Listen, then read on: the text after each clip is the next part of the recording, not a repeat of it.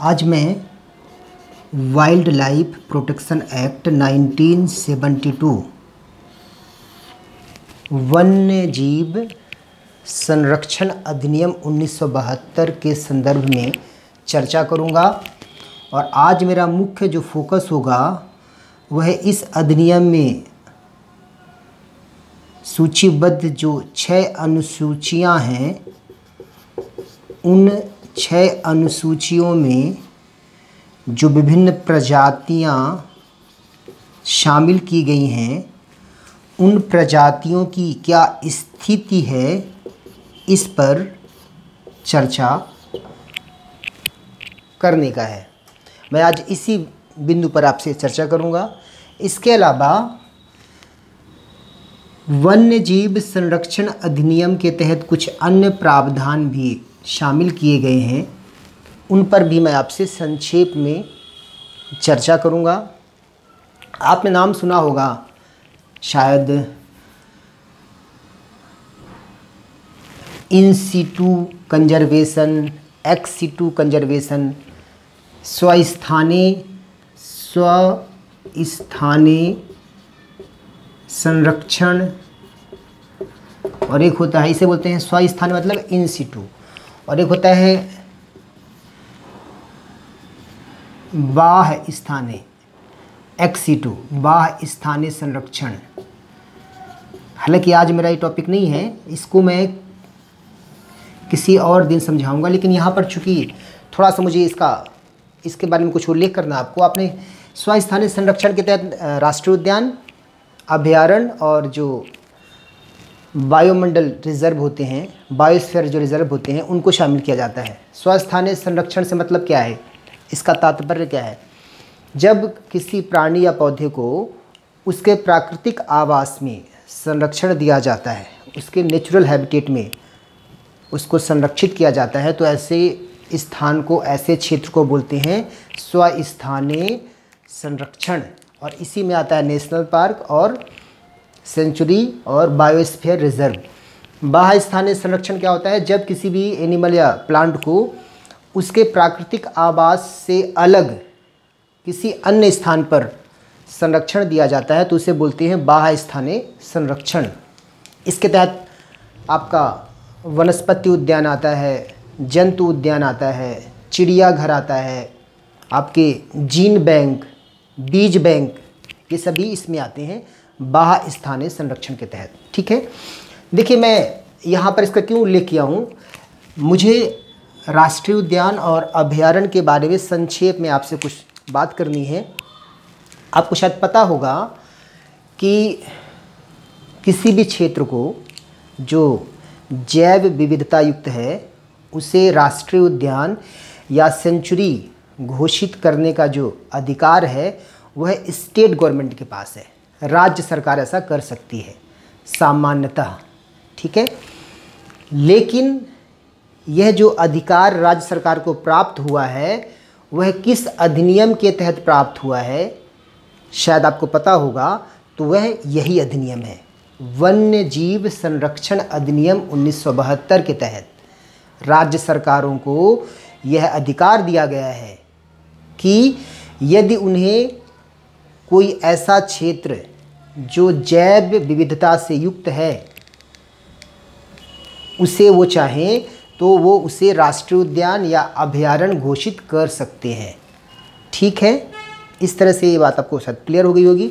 एक बात और जान लीजिए यहीं पर, राष्ट्रीय उद्यान या अभयारण्य जब किसी क्षेत्र को घोषित किया जाता है, तो उससे पहले जो वाइल्ड लाइफ बोर्ड है, वन्य जीव जो बोर्ड होता है, उससे राज्य सरकार को पूर्व अनुमति लेनी होती है। यह भी ध्यान रखिएगा, किससे? वन्य जीव बोर्ड, वाइल्ड लाइफ एक बोर्ड होता है, उससे पूर्व अनुमति लेनी होती है स्टेट गवर्नमेंट को। जब भी किसी क्षेत्र को वह सेंचुरी मतलब अभयारण्य घोषित कर रहा होता है या उसको राष्ट्रीय उद्यान घोषित कर रहा होता है, यह बात भी आप ध्यान रखिएगा। ठीक है, एक बात और ध्यान रखिएगा, यदि किसी क्षेत्र को राज्य सरकार को अभयारण्य या राष्ट्रीय उद्यान घोषित करना होता है, तो पहले उसे उसकी अधिसूचना उसे निकालना होता है स्टेट गवर्नमेंट को। जब मैं इस टॉपिक पर किसी क्लास में डिस्कशन करूंगा तो आपको इस पे मैं सारी बातें जो सारे डाउट्स हैं वो क्लियर करूंगा। यहाँ पर केवल मेरा उद्देश्य ये था बताना आपको कि वाइल्ड लाइफ प्रोटेक्शन एक्ट 1972 के तहत ही राज्य सरकार को यह राइट दिया गया है, यह अधिकार दिया गया है कि वह किसी भी क्षेत्र को जो जैव विविधता युक्त है उसे राष्ट्रीय उद्यान या अभयारण्य घोषित कर सकता है। हालांकि सेंट्रल गवर्नमेंट को के पास भी यह राइट है, यदि राज्य उसको भूमि हस्तांतरित कर देती है तो तब सेंट्रल गवर्नमेंट जो है वह किसी क्षेत्र को अभयारण्य या राष्ट्रीय उद्यान घोषित करता है। आपको पता होगा कि वर्तमान में जो नेशनल पार्क है वह लगभग 105 है और जो सेंचुरीज़ हैं अभयारण्य हैं उनकी संख्या लगभग 551 है। ठीक है, पीटी के हिसाब से कंटेंट में आपको बता दिया। अब हम बात करते हैं जो आज का हमारा विषय था। हालांकि इसमें एक और चीज़ जान लीजिए, आपने नाम शायद सुना होगा सेंट्रल जू अथॉरिटी, हिंदी में कहेंगे केंद्रीय चिड़ियाघर प्राधिकरण। तो केंद्रीय चिड़ियाघर प्राधिकरण के पास जो भी शक्तियां हैं, ठीक है, या आप ऐसा कह सकते हैं कि केंद्रीय चिड़ियाघर प्राधिकरण, चिड़ियाघर जो होता है वो बाह्यस्थानीय संरक्षण में आता है, बात ध्यान रखिएगा। ठीक है, चिड़ियाघर जो है वो इन सिटू स्वस्थानीय में नहीं आता, चिड़ियाघर किस में आता है, बाह्यस्थानीय में। ठीक, तो चिड़ियाघर को एक तरह से उसको नियंत्रित करने के लिए चिड़ियाघर में जो एनिमल्स हैं उनके रखरखाव के लिए एक अथॉरिटी, एक प्राधिकरण बनाया गया था जिसको बोलते हैं केंद्रीय चिड़ियाघर प्राधिकरण। तो इसके संबंध में इसका जो स्थापना की गई थी वह स्थापना भी वाइल्ड लाइफ प्रोटेक्शन एक्ट 1972 के तहत इसकी स्थापना भी की गई थी। इस पर भी हम चर्चा करेंगे जब हम इस टॉपिक को शुरू करेंगे। तो एक बात और समझ लीजिए, प्रोजेक्ट टाइगर का भी जो शुरुआत है वह भी इस अधिनियम के तहत की गई थी। प्रोजेक्ट टाइगर को पता होगा कि 1973 में इसकी शुरुआत की गई थी। शुरू में 9 टाइगर रिजर्व बनाए गए थे, आज वर्तमान में लगभग 50 टाइगर रिजर्व हैं। ये सब हम बात करेंगे जब एक अलग से मैं कोई क्लास लूँगा इसकी। ठीक है, तब स्वस्थानीय पहले बताऊंगा, फिर आपको बाह्यस्थानीय बताऊंगा, अलग से 2 क्लासेस लूँगा, अलग अलग क्लास बताऊंगा। आज मेरा विषय है जो 6 अनुसूचियां हैं, उन 6 अनुसूचियों के संबंध में आज हम चर्चा करेंगे। मैं आपसे एक अनुरोध कर रहा हूं कि थोड़ा धैर्य से इस टॉपिक को सुनने का प्रयास करिएगा। प्रीलिम्स के दृष्टिकोण से यह बहुत महत्वपूर्ण टॉपिक है। हर वर्ष यूपीएससी या स्टेट पीसीएस में यहाँ से प्रश्न आते हैं। ठीक है, तो देखिए मैंने जैसे कहा कि वाइल्ड लाइफ प्रोटेक्शन एक्ट 1972 के तहत 6 अनुसूचियां हैं। 6 अनुसूचियां शामिल की गई हैं। ठीक, अनुसूची फर्स्ट, अनुसूची सेकंड, अनुसूची थर्ड, अनुसूची फोर्थ, अनुसूची फिफ्थ और अनुसूची 6। ठीक है, इनमें अलग अलग एनिमल्स शामिल हैं। आप ये समझ लीजिए जिस एनिमल की स्थिति जितनी चिंताजनक है, जिसके जीवन में जितना गंभीर संकट है, उसको अनुसूची 1 में रखा गया है। ऐसे एनिमल्स जिनका जीवन संकटपन्न है, ठीक है, जिनका जीवन खतरे में है, उन्हें अनुसूची 1 में शामिल किया गया है या अनुसूची 2 में शामिल किया गया है। जिनके जीवन में कम खतरा है, संख्या में जो ज़्यादा है, उन्हें 3 और 4 में शामिल किया गया है। ठीक है, 5 में ऐसे एनिमल्स को शामिल किया गया है जिनका हम शिकार कर सकते हैं, शिकार पर कोई प्रतिबंध नहीं है। और अनुसूची 6 में जो है प्लांट को शामिल किया गया है। संक्षेप में कहूँ मैं तो अनुसूची 1 में संकटग्रस्त या गंभीर संकटग्रस्त, या आप कह सकते हैं इसके साथ ही आप कह सकते हैं निकट संकट, सुभेद। मैंने आपको जब बताया था रेड डाटा बुक में तो सारा उल्लेख किया इनका। सुभेद, ठीक है, या विलुप्त या वन में विलुप्त, जो ये कुछ कैटेगरीज थी, श्रेणियां थी, इनके तहत जो एनिमल्स शामिल हैं उनको सामान्यतः अनुसूची 1 में रखा गया है। ठीक है, ये बात ध्यान रखिएगा। बाकी की जो अनुसूचियां हैं उसमें ऐसे एनिमल्स को रखा गया है जो संकट मुक्त हैं, जैसे 3 में मुख्य रूप से संकट मुक्त जो एनिमल्स है उनको रखा गया है। इसमें भी संकट मुक्त एनिमल्स को रखा गया है, संख्या में वो पर्याप्त हैं। ठीक है, पांचवी अनुसूची है उसमें ऐसे एनिमल्स को रखा गया है जिनका शिकार आप कर सकते हैं, जिनका शिकार आप कर सकते हैं। ठीक है, और इसमें कुछ पौधों की श्रेणियों को रखा गया है, हम बात करेंगे। तो देखिए, जो अनुसूची 1 और 2 में जो एनिमल्स शामिल हैं उनका शिकार पूर्णतः प्रतिबंधित है।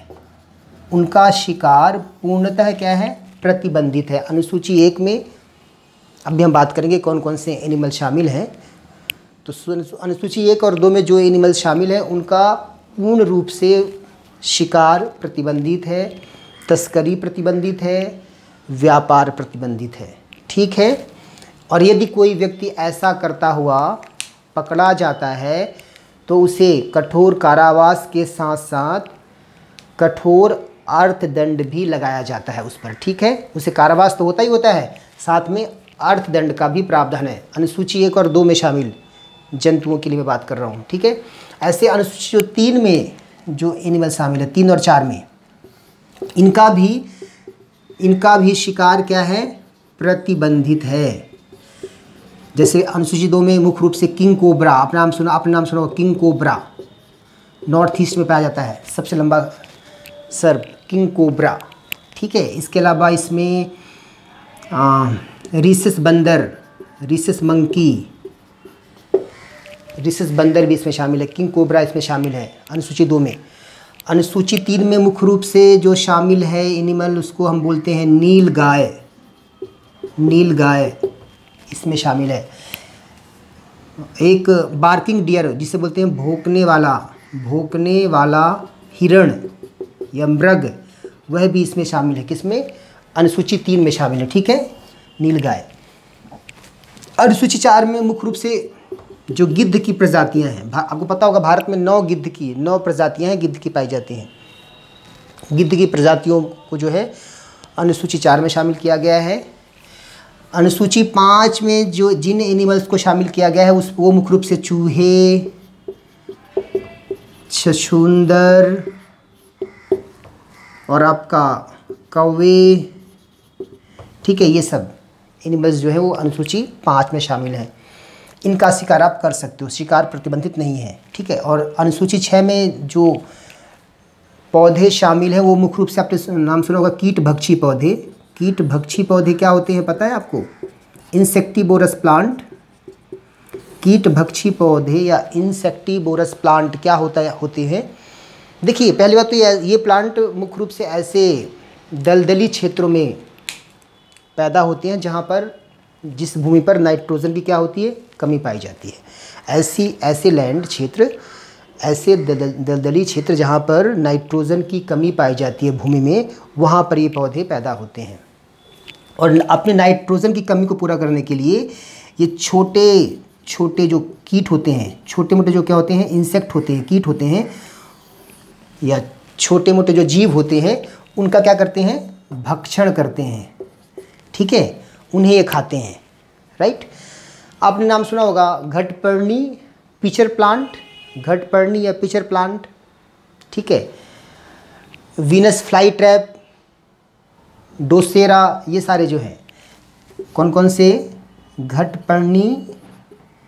घटपर्णी या इसे बोलते हैं पिचर प्लांट। इनकी जो पत्तियां होती हैं वो घड़े के आकार की होती हैं और कलरफुल होती हैं। तो कोई इंसेक्ट उस कलर से मतलब स्टिमुलेट होकर, उससे उत्तेजित होकर उसके पास पहुंचता है और फिर वो गिर जाता है उस घड़े में। और फिर घड़े में जो है कुछ डाइजेस्टिव एंजाइम निकलते हैं, पाचक एंजाइम निकलते हैं, जो उस एनिमल को, उस कीट को क्या करते हैं? वो डाइजेस्ट कर देते हैं, पचा देते हैं। और इस तरह से एनिमल के पाचन से इस प्लांट को क्या मिलता है? नाइट्रोजन प्राप्त होता है। कीटभक्षी पौधे। ठीक है, तो घटपर्णी इसका एक एग्जाम्पल है। एक एग्जाम्पल इसका बताया मैंने आपको, बीनस फ्लाई ट्रैप, ठीक है, ये भी इसका एक एग्जाम्पल है। डोसेरा इसका एग्जाम्पल है। तो ये कुछ जो है कीट भक्षी पौधे हैं। तो जो कीट भक्षी पौधे हैं वो इसमें शामिल हैं, ठीक है। इसके अलावा ब्लू वेंडा और रेड वेंडा, इस श्रेणी में ब्लू वेंडा और रेड वेंडा भी शामिल हैं। साथ में जो आर्किड पौधे होते हैं उनको भी इसमें शामिल किया गया है। तो इस तरह से ये 6 अनुसूचियां हैं। अभी मैं इनमें चर्चा करूंगा। अब आप ये समझिए कि जो अनुसूची 1 और 2 में जो एनिमल्स हैं उनके व्यापार पर, उनके शिकार पर, उनके तस्करी पर पूर्ण रूपेण क्या है, रिस्ट्रिक्शन है, प्रतिबंध है। यदि आप करेंगे तो आपको कारावास और अर्थदंड दोनों को भोगना होगा, ठीक है। 3 और 4 में जो एनिमल शामिल हैं उनका भी शिकार प्रतिबंधित है, लेकिन इनमें जो सज़ा का प्रावधान है वह इसकी अपेक्षा थोड़ा कम है। अर्थदंड भी कम है और कारावास भी कम है, ठीक है। जो अनुसूची 5 में जो एनिमल है, चूहे, छुछुंदर, कौवे, और इसमें वो भी है कुछ चमगादड़ में जो फल खाते हैं, उन चमगादड़ों को भी शामिल किया गया है। तो उनका शिकार प्रतिबंधित नहीं है, आप शिकार कर सकते हैं। और जो अनुसूची 6 में कुछ पौधों की कुछ प्रजातियां शामिल हैं, इस अनुसूची में जो पौधे शामिल हैं, जैसे उसमें कीट भक्षी है, आपका आर्किड पौधे हैं, तो इनकी खेती पर, इनके एग्रीकल्चर पर पूर्ण रूपेण क्या है, प्रतिबंध है। आप इनकी खेती नहीं कर सकते हैं। साथ ही इनका संग्रहण और व्यापार भी क्या है, प्रतिबंधित है। आप ना तो इनका व्यापार करेंगे, ना ही इनका क्या करेंगे, स्टोरेज करेंगे, ठीक है, और ना ही खेती करेंगे। तो इस तरह से उम्मीद करता हूँ कि आपको अनुसूची 1 और 2, 3, 4, 5 और 6 में क्या क्या प्रावधान है आपको समझ में आ गया होगा। अब देखिए, इसके बाद जो सबसे महत्वपूर्ण है वो ये है कि जो अनुसूची 1 में जो कुछ महत्वपूर्ण एनिमल्स शामिल हैं उनके बारे में हम चर्चा कर लें। आप देखेंगे कि हर साल यूपीएससी में या स्टेट पीसीएस में अनुसूची 1 में शामिल एनिमल्स के बारे में कुछ न कुछ पूछता है। तो हम संक्षेप में चर्चा करेंगे। देखिए, कल मैंने जो बताया था, या जब मेरी पहली वीडियो थी, क्लास थी इसकी, कि थामिन या संगाई जो कि मणिपुर में पाया जाता है भारत में, ठीक है, वह भी अनुसूची 1 में शामिल है। तो अनुसूची 1 में शामिल कुछ एनिमल्स के हम नाम देख लेते हैं पहले तो, ठीक है, अनुसूची 1 में, फिर इनके बारे में हम चर्चा कर लेंगे। देखिए, इसमें कौन कौन से एनिमल शामिल है। एक तो वही ग्रेट इंडियन एशियाई शेर इसमें शामिल है। जंगली गधा, जंगली जो गधा है वो भी इसमें शामिल है। भारतीय भैंसा, राइट, थामिन या संगाई ये शामिल है, ठीक है, जिसको बोला था मैंने डांसिंग डियर। इसके अलावा आपका इसमें शामिल है सुनहरा लंगूर, समुद्री गाय,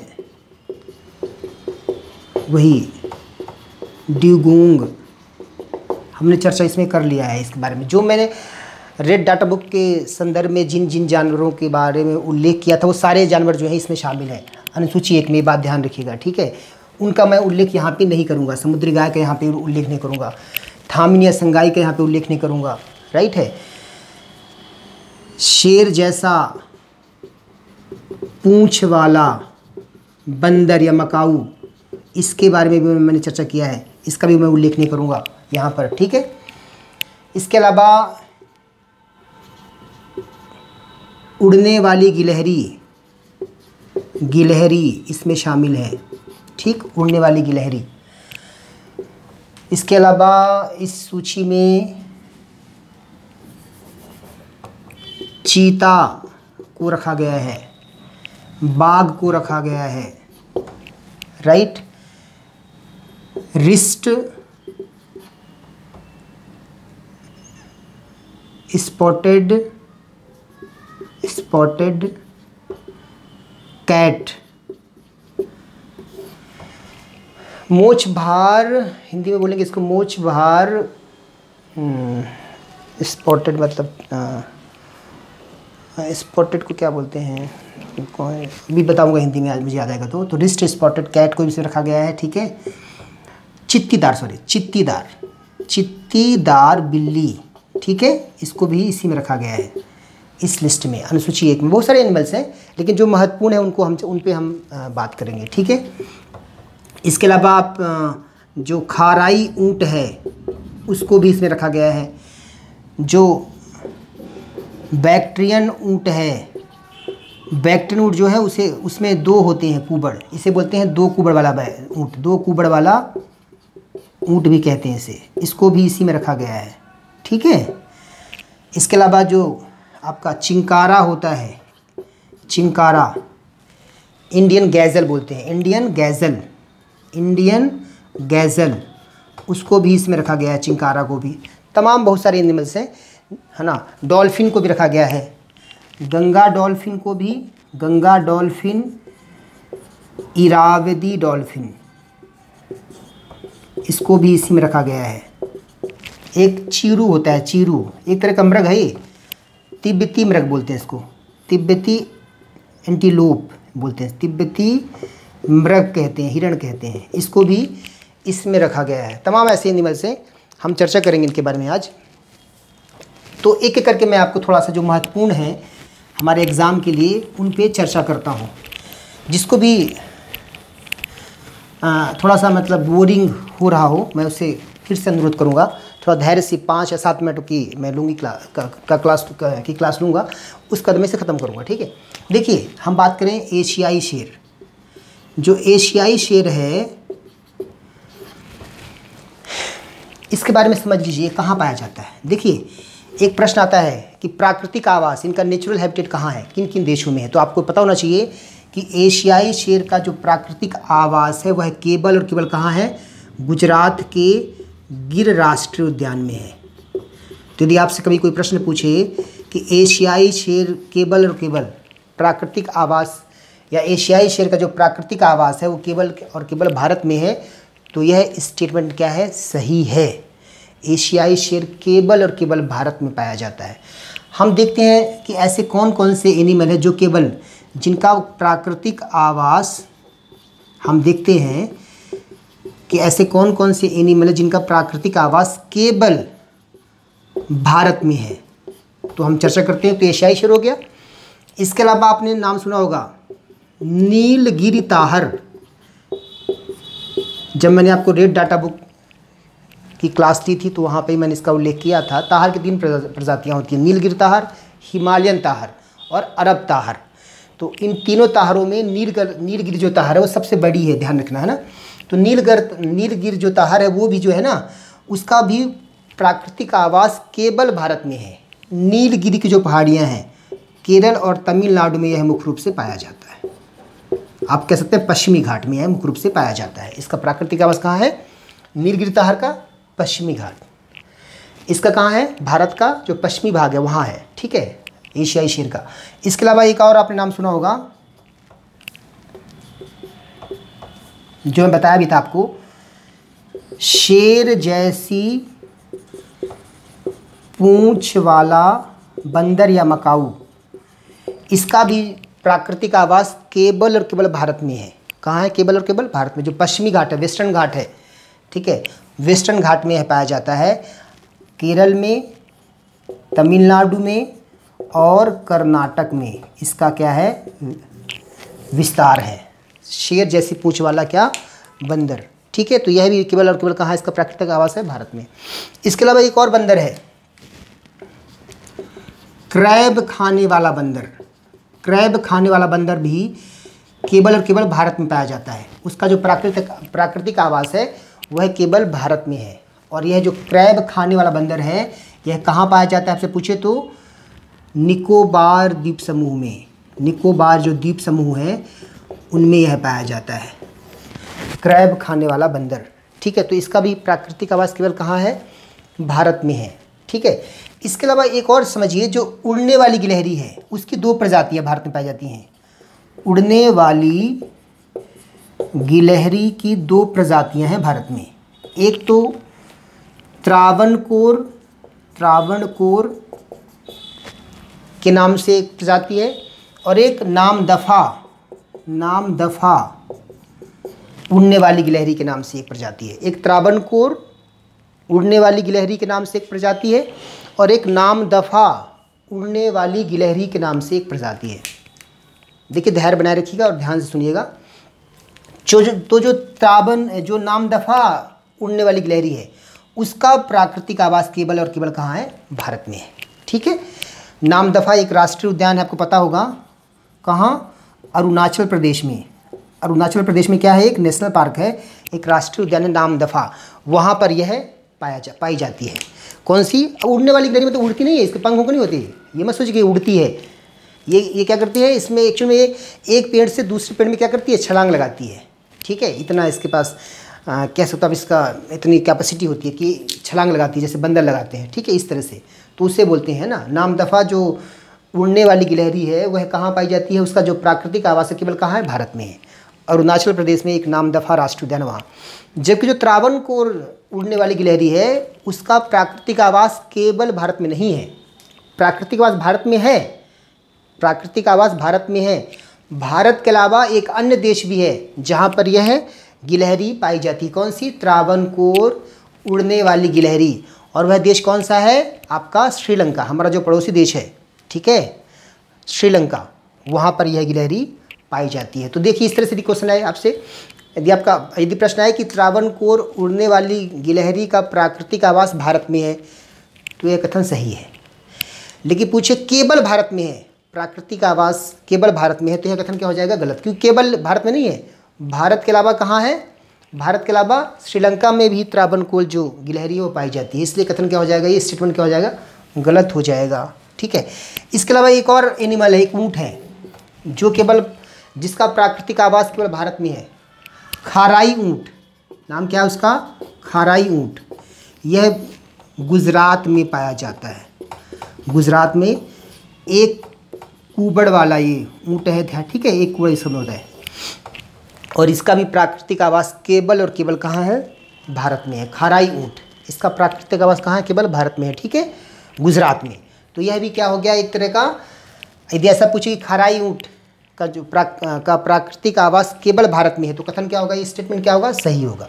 ऐसे देखिए, एक प्रश्न और मैंने अभी बताया था आपको, एक और ऊँट होता है बैक्ट्रियन ऊँट। नाम मैंने इसका लिया था क्या? बैक्ट्रियन ऊँट। देखिए, यहाँ से प्रश्न आते हैं, थोड़ा सा आपको ना मुझे पता है कि थोड़ा सा ये कठिन है, लेकिन यदि आपने मन बना लिया तो इसे आप आसानी से याद कर सकते हैं। एक चार्ट बनाइए घर में, और उसको जहाँ पे आप सोते हैं वहाँ पे लगा लीजिए, और रोज़ 2 मिनट इसको देखा करिए, सब कुछ याद हो जाएगा। ठीक है, ऐसे मैं क्या बताता है, हाँ, एक और जो ऊँट होता है जिसे बोलते हैं बैक्ट्रियन ऊँट।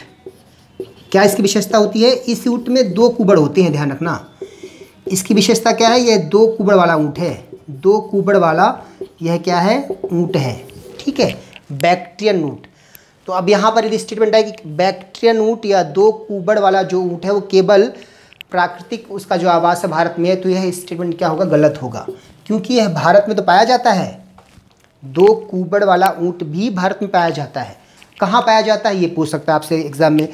तो लद्दाख, जो अब एक यूटी बन गया है, लद्दाख जो केंद्र शासित प्रदेश है, वहाँ यह पाया जाता है। ठीक है, 2 कुबड़ वाला ऊँट। लेकिन भारत के अलावा यह मध्य एशिया के अनेक देशों में, मध्य एशिया के अनेक देशों में, उज्बेकिस्तान, कजाकिस्तान, मंगोलिया, चीन में भी पाया जाता है 2 कुबड़ वाला ऊँट या बैक्ट्रियन ऊँट। तो इस तरह से केवल भारत में इसका प्राकृतिक आवास है ऐसा नहीं कहेंगे। प्राकृतिक आवास भारत में है, केवल यह स्टेटमेंट हो तो सही है, प्राकृतिक आवास भारत में तो है लद्दाख, लेकिन इसके अलावा भारत के अलावा भी ये कुछ देशों में पाया जाता है। कौन? 2 कुबड़ वाला ऊँट। ठीक है, इसके साथ ही ध्यान रखिएगा, कुछ और एनिमल्स हैं जिन पे हम चर्चा करते हैं, जिनका प्राकृतिक आवास भारत में तो है, लेकिन भारत के अलावा कुछ अन्य देशों में भी पाए जाते हैं। और ये सारे जो एनिमल हैं, अभी तक जितने भी मैंने बताया आपको जंतु, वो सारे अनुसूची 1 में शामिल हैं। जैसे डियोंग, डियोंग जो है वो है भी किस में शामिल है? अनुसूची 1 में शामिल है। समुद्री गाय से बोलते हैं, भारत में इसका आवास है, बता चुका आपको मैंने, जो मेरी इससे पहले जो क्लास हुई थी उसमें बताया था मैं कि यह जो है कच्छ की खाड़ी, कच्छ मन्नार की खाड़ी, है ना, में यह पाया जाता है। और जो हमारा अंडमान निकोबार द्वीप समूह का जो तटीय एरिया है वहाँ यह पाया जाता है। समुद्री क्या डियोंग या समुद्री गाय, समुद्री गाय, ठीक है। और यह शाकाहारी होता है पूर्णतः, और इसको अनुसूची 1 में शामिल किया गया है। इसके अलावा यह फारस की खाड़ी में भी पाया जाता है, लाल खाड़ी में, लाल सागर में भी पाया जाता है। इसलिए हम क्या कहेंगे, डियोंग जो है वो कि उसका प्राकृतिक आवास भारत में है, लेकिन केवल भारत में है। यह स्टेटमेंट क्या होगा? गलत होगा। भारत के अलावा यह अन्य एशियाई क्षेत्रों में भी पाई जाती है, राइट। इसी तरह से लाल पांडा, लाल पांडा से भी आपसे प्रश्न पूछ सकता है कि लाल पांडा का प्राकृतिक आवास कहाँ है? केवल भारत में है, ऐसा गलत है। प्राकृतिक आवास भारत में है, इसका भारत में भी यह पाया जाता है। मुख्य रूप से जो 3 स्टेट भारत के नॉर्थ ईस्ट के, सिक्किम, अरुणाचल प्रदेश और असम, ये जो 3 स्टेट्स हैं नॉर्थ ईस्ट के, है ना, स्पेशली उत्तरी अरुणाचल प्रदेश, ठीक है, नॉर्दर्न जो इसका पार्ट है वहाँ, सिक्किम, असम और नॉर्दर्न अरुणाचल प्रदेश, वहाँ पर यह पाया जाता है। कौन? लाल पांडा, ठीक है। लाल पांडा के अलावा आपको पता होगा सिक्किम का यह क्या है? राष्ट्रीय स्टेट एनिमल है, ठीक है, लाल पांडा, आपको पता होना चाहिए। जो लाल पांडा है, इसके अलावा ये भूटान में भी पाया जाता है, नेपाल में भी पाया जाता है, चीन में भी पाया जाता है, म्यांमार में भी पाया जाता है, ठीक है। तो इस तरह से लाल पांडा का जो प्राकृतिक आवास है भारत के अलावा इन देशों में भी है, ठीक। तो ये बात आप ध्यान रखिएगा, यूपीएससी अक्सर ऐसे प्रश्न पूछता है। इसके अलावा जैसे मैंने अभी आपसे एक प्रश्न किया था, सुनहरा लंगूर, सुनहरा लंगूर भी, गोल्डन जो लंगूर है वो भी जो है अनुसूची 1 में शामिल है, ठीक है। और गोल्डन लंगूर जो है उसका प्राकृतिक आवास केवल भारत में है, ऐसा स्टेटमेंट जो होगा गलत होगा। गोल्डन लंगूर जो है नॉर्थ ईस्ट के जो स्टेट्स हैं, स्पेशली त्रिपुरा, असम में पाया जाता है, ठीक है, गोल्डन लंगूर। लेकिन इसके अलावा यह भूटान में भी पाया जाता है, ये ध्यान रखिएगा। इसका जो प्राकृतिक आवास है भूटान भी है गोल्डन लंगूर का, ठीक है। तो भारत के अलावा ये कहाँ पाया जाता है गोल्डन लंगूर? भूटान में भी पाया जाता है, ठीक। इसकी यह किस में शामिल है? अनुसूची 1 में शामिल है। इसी तरह से इरावदी डॉल्फिन, इरावदी डॉल्फिन से भी प्रश्न आए आपसे, इरावदी डॉल्फिन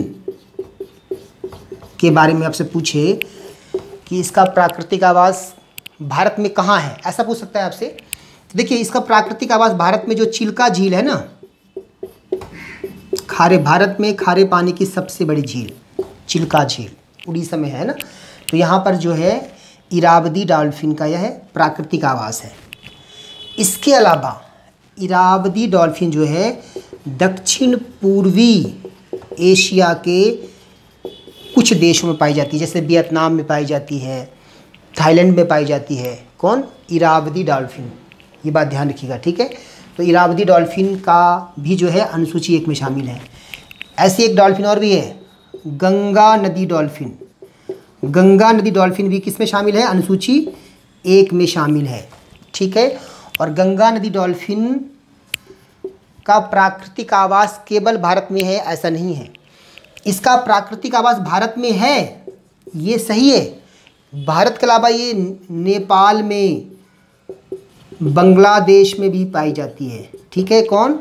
गंगा नदी डॉल्फिन, है ना। तो इस तरह से गंगा नदी डॉल्फिन महत्वपूर्ण है। आपको पता होगा डॉल्फिन जो है ना, एक तरह से इसकी जो कि आँख जो होती है वो अविकसित होती है। आँख इसमें आप ये कह सकते हो इसकी आँख होती नहीं है, आँख होती है लेकिन क्या होती है? अविकसित होती है, इसलिए यह देख नहीं सकती। इसलिए कैसे चलती है? यह साउंड वेव्स के अकॉर्डिंग चलती है, ध्वनियों को ग्रहण करती है और ध्वनियों को ग्रहण करके यह मूव करती है। कौन? यह डॉल्फिन, ठीक है, और साफ पानी में रहती है, मुख्य रूप से गंगा, चंबल, गंडक, है ना, इन नदियों में ये पाई जाती है। कौन? गंगा नदी डॉल्फिन। आपको पता होगा कि 2009 में भारत सरकार ने इसे राष्ट्रीय जलीय जीव घोषित किया है। राष्ट्रीय जलीय जीव घोषित किया है। किसको?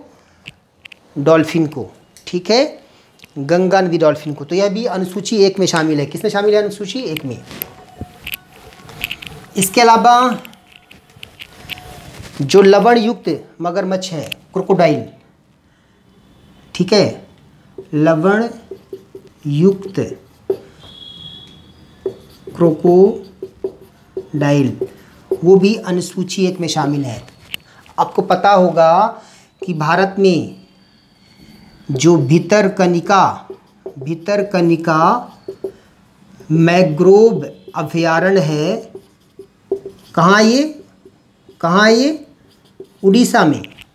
भितरकनिका जो मैंग्रोव अभयारण्य है, कहाँ है? उड़ीसा में है। ठीक है, तो यहाँ पर लवण युक्त क्रोकोडाइल को पहली बार 1974 में संरक्षित करने का कार्य किया गया था।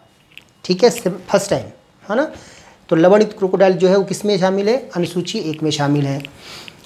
भितरकनिका मैंग्रोव। इसके अलावा जो हमारे अंडमान निकोबार द्वीप समूह है ना, उसके जो तटीय एरियाज़ हैं, वहाँ पर भी यह मगर पाया जाता है। कौन? लवण युक्त, जो खारे पानी का मगर होता है वह। ठीक है, इसके साथ ही घड़ियाल जो है वह भी अनुसूची 1 में शामिल है। मैं बता चुका इसके बारे में पिछली क्लास में। घड़ियाल भी अनुसूची 1 में शामिल है। और चंबल, जो चंबल अभयारण्य है यूपी, एमपी और राजस्थान में, वहाँ इसको क्या किया गया है? कंजर्व किया गया है घड़ियाल को। ठीक, इसके अलावा ऑलिव रिडले कछुआ, एग्ज़ाम में आता है। ऑलिव रिडले टर्टल, यह एक तरह का कैसा है? प्रवासी जंतु है। ठीक है, प्रवासी है, प्रशांत महासागर में, हिंद महासागर में यह प्रवास करता है। ठीक है, तो ये बात ध्यान रखना कि ऑलिव रिडले टर्टल को भी अनुसूची 1 में शामिल किया गया है। ठीक है, और ऑलिव रिडले टर्टल को कंजर्वेशन करने के लिए, प्रिजर्व करने के लिए या कंजर्व करने के लिए, संरक्षण इसको देने के लिए गिरमाथा जो तटीय एरिया है, तटीय क्षेत्र, कहाँ ये? गिरमाथा तटीय क्षेत्र कहाँ है? उड़ीसा में। ठीक है, क्योंकि ये यहाँ पर आकर गिरमाथा तटीय क्षेत्र में यह आकर ओलिव रिडले अपने अंडे देता है, अपने घोंसले बनाता है। तो यहाँ पर इसे क्या किया गया था? संरक्षित किया गया था 1975 से। 1975 से यह गिरमाथा जो तटीय क्षेत्र है वहाँ पर, उड़ीसा में है, ये ध्यान रखिएगा, वहाँ पर ये क्या है? संरक्षित है। और अनुसूची 1 में ये क्या है? शामिल है। ठीक है, इसके अलावा ऐसे ग्रीन टर्टल भी है। ग्रीन टर्टल वो भी जो है अनुसूची 1 में शामिल है। एक हाक्सबिल टर्टल है, वो भी अनुसूची 1 में शामिल है। ठीक है, तो ये बात ध्यान रखिएगा। ग्रीन टर्टल, हाक्सबिल टर्टल, ये भी अनुसूची 1 में शामिल हैं। इसके अलावा और जो महत्वपूर्ण, हाँ, चीरू भी महत्वपूर्ण है, या इसे बोलते हैं तिब्बती एंटीलोप या मृग, हिरण। यह क्यों महत्वपूर्ण है? इसका जो ऊन है वो बहुत महत्वपूर्ण है। इसके ऊन से एक शॉल बनाई जाती है जिसका नाम है संतूष शॉल। ठीक है, काफ़ी गर्म होती है। तो आपको पता होना चाहिए, यदि पूछे भारत में चीरू भारत में केवल प्राकृतिक रूप से पाया जाता है या प्राकृतिक आवास केवल भारत में है, तो यह कथन क्या होगा? सही या गलत? तो गलत। ये जो स्टेटमेंट क्या होगी? गलत होगी। चीरू भारत में पाया जाता है, यह सही है। इसका प्राकृतिक आवास भारत में है, लेकिन केवल भारत में नहीं, चाइना में, तिब्बती जो एरिया है तिब्बत में, वहाँ पर भी यह पाया जाता है चीरू। ठीक है, तो इस तरह से यह आप कह सकते हो चीन में, और भारत के कहाँ? पूरे भारत में पाया जाता है? नहीं, जम्मू कश्मीर में, केवल जम्मू और कश्मीर में यह पाया जाता है चीरू। एक तरह का ये हिरण है, हिरण की प्रजाति, ध्यान रखना। चीरू है ना, भेड़ नहीं, हिरण है। आप सोचो ऊन आता है तो इसलिए भेड़ होगा, भेड़ नहीं है, क्या है? एक तरह से हिरण है ना। तो इस तरह से चीरू जो है एक हिरण है, और यह जम्मू कश्मीर में पाया जाता है। भारत में इसका प्राकृतिक आवास है। इसके अलावा ये कहाँ है? चीन में है। हाँ, एक और हिरण है हंगुल करके, हंगुल हिरण की प्रजाति है जिसका प्राकृतिक आवास केवल भारत में है। जम्मू कश्मीर में एक दचिगम राष्ट्रीय उद्यान है, नेशनल पार्क है, वहाँ केवल वह यहाँ पाया जाता है, हंगुल हिरण। ठीक है, हंगुल प्रजाति का जो हिरण है वो दचिगम राष्ट्रीय उद्यान जो जम्मू कश्मीर में है वहाँ पाया जाता है। इसके अलावा और देखिए कुछ जो महत्वपूर्ण बातें हैं, टाइम कुछ ज़्यादा हो गया, सॉरी माफ़ करिएगा, लेकिन मैं चाह रहा हूँ कि जो कुछ महत्वपूर्ण जानवर हैं उनके बारे में बता दूँ आपको ताकि कुछ छूटे ना आपसे, है ना। इसके अलावा हाँ, पेंगोलिन पूछे आपसे दी, पेंगोलिन कहाँ पाए जाते हैं? दो तरह के होते हैं पेंगोलिन, एक होता है चाइनीज़ पेंगोलिन, चाइनीज़, एक होता है भारतीय। तो ये दोनों जो है भारत में पाए जाते हैं। ठीक है, भारतीय चाइनीज़ कहाँ? पश्चिमी घाट में, पश्चिमी घाट में है ना पेंगोलिन पाए जाते हैं और ये भी अनुसूची में शामिल है। इसके अलावा यदि आपसे पूछे, वही बताया था आपको मैं, मूंछभार चिट्टीदार बिल्ली, यह भारत के पूर्वी घाट में पाई जाती है। कहाँ पाई जाती है? पूर्वी घाट में।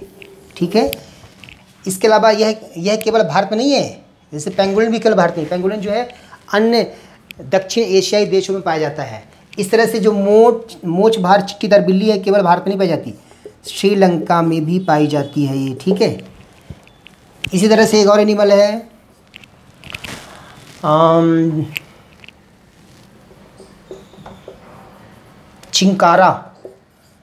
चिंकारा, जिसे बोलते हैं इंडियन गैज़ल, इंडियन गैज़ल। यह मुख्य रूप से भारत का जो शुष्क एरिया है, जो भारत का क्या है? शुष्क एरिया है, शुष्क जो मरुस्थल है वहाँ ये पाया जाता है चिंकारा। ठीक है, इंडियन गैज़ल। और इसके अलावा ये ईरान में भी पाया जाता है और पाकिस्तान में भी पाया जाता है। तो केवल इसका केवल प्राकृतिक आवास भारत में है ऐसा पूछे तो गलत हो जाएगा। प्राकृतिक आवास भारत में है, लेकिन इसके अलावा ये ईरान और पाकिस्तान में भी पाया जाता है। एक और याद रखिएगा, जंगली गधा, वाइल्ड एस। देखिए वाइल्ड एस की दो प्रजातियां हैं। ठीक है, दो प्रजातियां हैं जो आपके लिए ज़रूरी हैं जानना। एक तो है कियांग एक प्रजाति है, एक प्रजाति है खुर। तो जो खुर प्रजाति है ना, खुर जो प्रजाति है केवल भारत में पाई जाती है। जो छोटा कच्छ कारण है, छोटा जो कच्छ कारण है वहाँ पर यह संरक्षित है। जंगली गधा एकमात्र जो भारत में पाया जाता है, भारतीय जंगली गधा, वो कहाँ है? छोटा कच्छ के रण में, है ना, यहाँ पर ये क्या है? संरक्षित है। ये ध्यान रखना, कौन सा? खुर वाला। और जो कियांग है ये लद्दाख में, भारत में लद्दाख में और सिक्किम में पाया जाता है, सिक्किम में। इसके अलावा ये अन्य देशों में पाया जाता है। ठीक है, कियांग अन्य जो दक्षिण एशियाई देश है वहाँ पे भी ये पाया जाता है कियांग, लेकिन भारत में लद्दाख और सिक्किम में पाया जाता है। तो आप कह सकते हो जो खुर है वो उसका जो प्राकृतिक आवास है, केवल जो नेचुरल हैबिटेट है केवल भारत में है इसका। तो ठीक है, किसका? खुर का, भारतीय जो गधा है ना, खुर का, जंगली गधा उसका। बाकी जो कियांग है वो भारत के अलावा अन्य देशों में भी पाया जाता है। ठीक, तो ऐसे जंगली गधा से भी आपसे प्रश्न पूछ सकता है। और इसके अलावा आपके लिए क्या इम्पोर्टेंट है? हाँ, टाइगर भी शायद पूछ ले आपसे, बाघ के बारे में। तो आपको पता होगा जो बाघ है ना, बाघ का प्राकृतिक आवास भारत में है, लेकिन केवल भारत में है, यह कथन गलत है। बाघ जो है पूर्वी एशिया के देशों में भी पाया जाता है, बांग्लादेश में भी पाया जाता है बाघ, टाइगर। ठीक है, तो इस तरह से जो बाघ है वो भी अनुसूची 1 में शामिल है, लिस्ट 1 में शामिल। ठीक है, बाघ। और केवल भारत में पाया जाता है ऐसा नहीं है, इसका प्राकृतिक आवास भारत में भी है, इसके अलावा अन्य देशों में भी है, पाया जाता है। रसिया में पाया जाता है, रूस में भी पाया जाता है। ठीक है, तो इस तरह से ध्यान रखिएगा, बाघ, है ना। और आपसे क्या पूछ सकता है? कुछ जो महत्वपूर्ण एनिमल्स थे मैं बता दिया आपको, है ना, मेरे हिसाब से। तो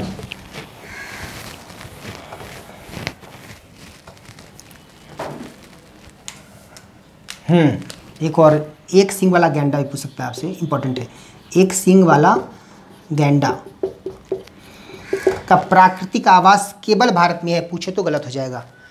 यह भी अनुसूची 1 में शामिल है, ठीक, एनिमल। लेकिन एक सींग वाला गैंडा माफ करेगा, केवल भारत में पाया जाता है। इसका प्राकृतिक आवास केवल भारत में है, यह कथन गलत हो जाएगा। भारत के अलावा भारत में कहाँ कहाँ पाया जाता है? देखिए, असम में काजीरंगा नेशनल पार्क और मानस, दोनों असम में हैं। असम के काजीरंगा और मानस अभयारण्य में पाया जाता है एक सींग वाला गैंडा। इसके अलावा एक सींग वाला गैंडा भारत में ही वेस्ट बंगाल में, पश्चिम बंगाल में एक अभयारण्य है, जल्दापारा अभयारण्य, वहाँ भी यह पाया जाता है, ठीक है, ध्यान रखना। जल्दापारा, काजीरंगा और मानस अभयारण्य में पाया जाता है। मानस है ना, टाइगर रिजर्व, सॉरी मानस जो है नेशनल पार्क में पाया जाता है एक सींग वाला गैंडा, है ना, ठीक है। इसके सींग से क्या बनती है? औषधि बनती है, इसलिए इसका शिकार किया जाता है। भारत के अलावा ये जो है ये नेपाल में भी पाया जाता है, ठीक है। नेपाल के अलावा ये बांग्लादेश में भी पाया जाता है, ठीक, पाकिस्तान में भी पाया जाता है। इसके अलावा एशियाई गैंडा, एक सींग वाला गैंडा तो यहाँ पाया जाता है इन स्थानों में, और एक एशियाई गैंडा भी होता है। एशियाई जो गैंडा है वो दक्षिण पूर्व एशिया में, इंडोनेशिया, मलेशिया में पाया जाता है। आपको पता होगा कि जो एक सींग वाला गैंडा है, इसको संरक्षित करने के लिए 1987 में, है ना, परियोजना शुरू की गई थी इसको बचाने के लिए। और आपको शायद ये भी पता होगा, भारत सरकार ने राइनो मिशन 2020 शुरू किया है इसके संरक्षण के लिए। और शायद आपको पता होगा कि 2019 में, मार्च 2019 में एक दिल्ली घोषणा पत्र पर हस्ताक्षर हुए थे। दिल्ली घोषणा पत्र पर क्या हुआ था? हस्ताक्षर हुए थे। इसमें भारत समेत 4 अन्य देशों ने हस्ताक्षर किए थे, जो कि एक सींग वाला गैंडा और एशियाई गैंडे के संरक्षण से संबंधित एक घोषणा पत्र है, ध्यान रखना। इसमें भारत के अलावा कौन कौन थे? नेपाल, भूटान ने साइन किए थे। इसके अलावा इंडोनेशिया और मलेशिया ने भी क्या किया था? इस पे हस्ताक्षर किया था। ये बात ध्यान रखना, ठीक है। ये यहाँ से भी प्रश्न आपसे पूछ सकता है। एक सींग वाला गैंडा हो गया। इसके बाद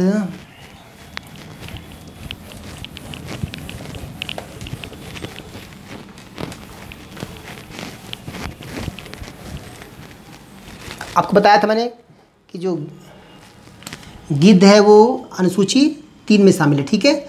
और आपको पता होगा गिद्ध के बारे में कि गिद्ध डिक्लोफेनिक नाम की एक औषधि है जो जानवरों को दी जाती है, पशुओं को दी जाती है। उसके कारण गिद्धों की जो किडनी है वो क्या हो गई थी? खराब हो गई थी, और इससे इनकी बहुत ज़्यादा संख्या में क्या आई? कमी आई। भारत में 9 प्रजातियां इनकी हैं गिद्धों की, ध्यान रखना, ठीक है। और इसके संरक्षण के लिए 2006 में हरियाणा सरकार ने कंप्रोमाइज़ किया था गिद्धों के संरक्षण के लिए, ठीक। तो इस तरह से तमाम, ये भी अनुसूची 3 में शामिल है। किसमें? अनुसूची 3 में शामिल है। कौन? गिद्ध। एक इसी 3 में एक और एनिमल शामिल था, बार्किंग डियर, भौंकने वाला हिरण। जो भौंकने वाला हिरण है वह भारत में लगभग पूरे भारत में पाया जाता है, आप कह सकते हो, ठीक है। पश्चिमी घाट में भी पाया जाता है और नॉर्थ ईस्ट में भी पाया जाता है, ठीक है। पश्चिमी भारत में मुख्य रूप से जो पेरियार नेशनल पार्क है, पेरियार राष्ट्रीय उद्यान, जो कहाँ है? केरला में है राष्ट्रीय उद्यान, ठीक है, वहाँ ये पाया जाता है पेरियार राष्ट्रीय उद्यान में। इसके अलावा महाराष्ट्र में संजय गांधी राष्ट्रीय उद्यान है, संजय गांधी राष्ट्रीय उद्यान, वहाँ पर भी यह क्या है? कंजर्व है, संरक्षित है, भौंकने वाला हिरण, ठीक है। ये अनुसूची किस में शामिल है? 3 में शामिल है।